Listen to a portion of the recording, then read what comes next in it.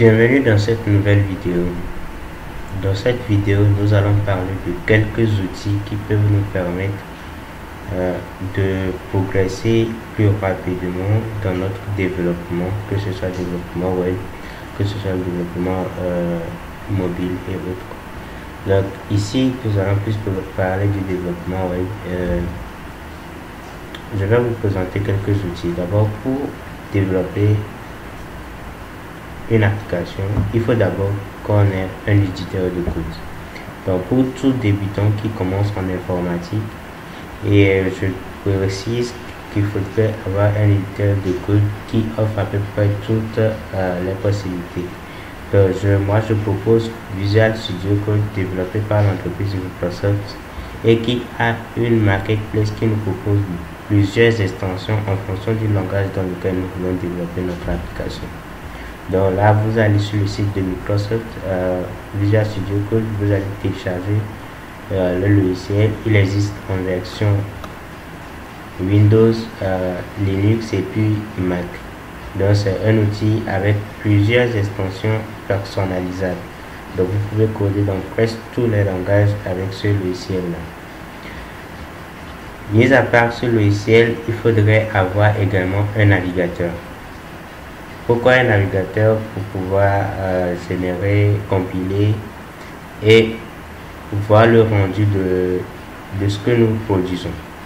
Donc la plupart du temps, c'est conseillé d'avoir un navigateur Chrome parce qu'elle est compatible avec tous les langages, elle supporte les versions de tous les langages et autres. Mis à part le navigateur, nous avons également ce qu'on appelle Bootstrap, un framework front-end. Le Bootstrap nous permet d'aller plus vite dans le code. Elle nous permet d'importer des bouts de partie, des bouts de code, des blocs de code. Elle nous permet de faire la personnalisation. Avec ce framework-là, nous ne souffrons pas généralement avec le JavaScript et le CSS, puisque c'est une bibliothèque définie avec des fonctions que nous appelons. Donc il suffit juste de le télécharger, de l'importer dans notre projet, de le télécharger ici, de l'importer dans notre projet et d'essayer maintenant de comprendre comment il fonctionne. La documentation est bien fournie. Et quand je parle d'importer des blocs de code, il s'agit de, par exemple, des bouts de code de formulaire. Ça c'est un formulaire de contact, un email et un texte. Vous pouvez copier ce code et aller le customiser. Vous pouvez également voir comment faire les carousels, comment faire les sliders et autres. Vous voyez, là vous avez les codes, vous avez les codes sources ici que vous pouvez déjà copier et puis importer. Ça vous permet d'aller un peu plus vite dans le développement. Maintenant, nous avons également Font-Awesome. Font-Awesome, c'est une bibliothèque en ligne qui nous permet d'utiliser des icônes sur notre site. Déjà, quand nous allons sur un site, nous avons la plupart du temps l'utilisation des icônes, les réseaux sociaux et autres. Donc, nous pouvons également utiliser Font-Awesome pour cela. Okay? Donc, pour l'utiliser également, pour chaque développeur, vous entrez votre email, vous téléchargez le kit, on vous envoie un lien et puis vous allez directement utiliser le lien qu'on vous a envoyé en inbox pour pouvoir utiliser les thèmes. Donc il y a les thèmes en fonction de tout ce que vous voulez faire. Ok, les thèmes sont en fonction de tout ce que vous voulez faire. Ici nous allons essayer d'explorer un peu quelques icônes. Nous avons ici des icônes avec des fonds différents. Nous avons les fonds solides, nous avons par exemple le bold et autres. Vous avez une tonne de fonctionnalités avec d'icônes avec cet outil là. Pour également avoir des images sur votre site, il est conseillé d'utiliser des images libres de droit. Pourquoi des images libres de droit? Parce que utiliser les images propriétaires sur son site, c'est illégal. C'est illégal. Nous le faisons très souvent, mais c'est illégal. Il faut utiliser des images qui sont libres de droit. Ici, nous avons plusieurs sites de marketplace qui offrent des images libres de droit, mais moi, ce que je préfère le plus, et ce que j'utilise la plupart du temps c'est Unsplash. Unsplash, j'ai tout ce que je veux en fonction de la catégorie, j'ai tout. Puis il suffit juste de télécharger des images que des photographes ont volontairement mis pour utilisation. Donc c'est une plateforme qui peut nous aider énormément, pas seulement dans le développement web, mais dans la création du contenu en général. Nous avons également Google Fonts. Google Fonts ici nous permet d'importer, d'utiliser au fait des fonds, des polices pour personnaliser notre site. Chaque site internet a aujourd'hui sa police qu'il utilise, donc vous pouvez utiliser des polices personnalisées. Nous avons ici Popin qui est vraiment reconnu, donc vous pouvez utiliser ces polices là dans votre code. Il suffit juste de venir choisir la taille et puis le caractère qu'il vous faut, le nom. Vous pouvez choisir le tout en fonction du nombre de pixels et tout, et il suffit juste de venir, par exemple je prends celui-ci et puis je le prends ici, son code, et je le mets dans mon fichier HTML. Là il sera dans mon fichier HTML. Je peux aussi l'importer dans le fichier CSS en prenant le @import et puis je mets l'adresse du lien. Mais en ce moment, lorsque j'importe ceci, il faudrait que je précise que la fonte family est bien Popin. Donc c'est un site où vous avez plusieurs, une galerie, une minerai de police, et vous avez même la possibilité d'avoir certaines icônes sur le site. Okay? Vous avez la possibilité d'avoir certaines icônes sur le site que vous pouvez également utiliser. Donc c'est aussi, voilà, c'est un peu ça.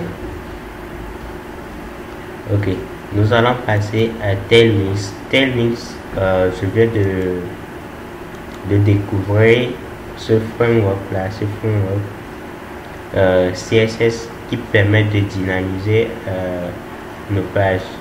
Ok, ce framework est utilisé pour simplifier le codage en CSS, c'est-à-dire il fonctionne sous le même principe que Bootstrap, mais lui c'est sous la personnalisation. La personnalisation, vous pouvez l'utiliser pour améliorer le design de votre site, par exemple. Ok, il suffit juste de faire commencer, de voir comment l'installer et tout. Toute la documentation y est, et c'est un outil vraiment très intéressant, et je vais me lancer là-dedans, et si possible je vous ferai des tutoriels là-dessus. Nous avons ici Node.js, un serveur JS pour vous permettre de coder en JavaScript. Donc vous êtes sans savoir que pour coder en JavaScript, il faudrait un moteur, un serveur qui permet d'interpréter le code et tout. Donc ici, nous avons besoin d'un serveur Node.js pour ceux qui voudraient apprendre le JavaScript. Donc vous le téléchargez, vous l'installez. Ok, vous avez des versions précédentes, vous avez les versions courantes et tout. Vous pouvez les télécharger, l'installer et commencer à apprendre à coder en JavaScript.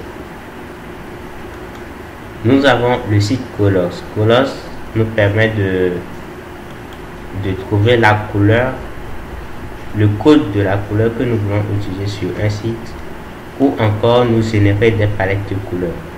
Ici, supposons que j'aimerais par exemple utiliser cette couleur là. Qu'est-ce que je fais? Je copie le code de la couleur et moi je vais juste l'utiliser dans mon CSS au niveau de mon site internet. Ok, je peux également utiliser des palettes de couleurs.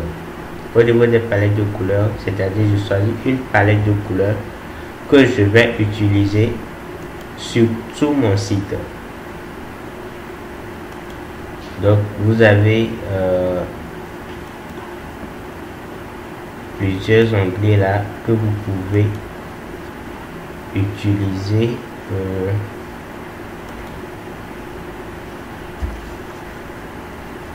pour essayer d'améliorer l'identité visuelle de votre site. Par exemple, si je prends cette palette-là, je sais que mon site va seulement contenir les images de cette palette.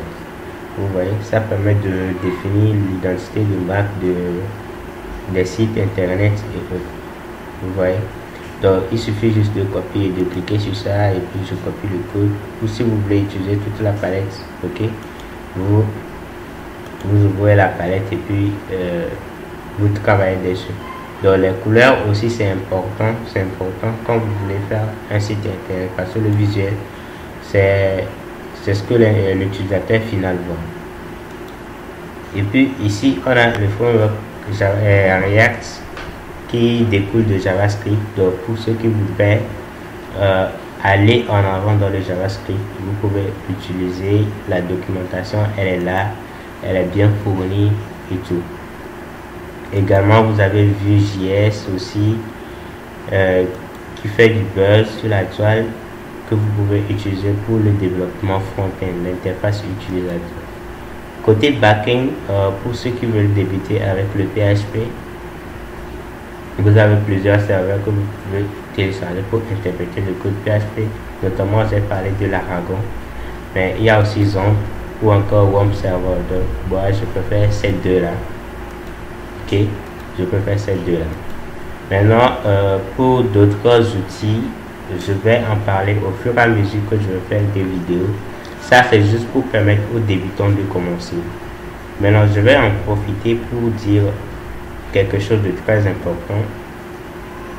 C'est par rapport à une question qui tourne sur Internet depuis un long moment. Quel est le meilleur langage pour débuter en programmation? Lorsque vous voulez débuter en programmation, il n'y a pas véritablement un langage spécial par lequel vous devez débuter. Le langage que vous allez utiliser dépendra de vos objectifs, dépendra de vos besoins. Donc, il ne faut pas se fier au jugement d'une personne et dire je vais prendre ce langage-là, je vais faire ceci, je vais commencer par cela. Supposons que vous avez besoin d'apprendre du développement mobile et que quelqu'un vous demande d'apprendre à commencer le HTML et le CSS. Vous n'avez pas besoin en ce moment du HTML et du CSS pour faire votre application mobile. Vous allez plutôt aller vers le Java, le C#. Vous pouvez aller vers le JavaScript pour apprendre le React et tout, pour faire le React native et tout. Et aujourd'hui, il y a le suite pour les applications iOS. Donc, c'est quelque chose de très important. Donc, merci encore d'avoir suivi cette vidéo et abonnez-vous si ce que je fais vous intéresse. Parce que je vais en parler, je vais parler du réseau informatique, je vais parler du développement et tout. Donc, merci à vous qui me suivez, merci à vous qui me suivez et tout. À la prochaine.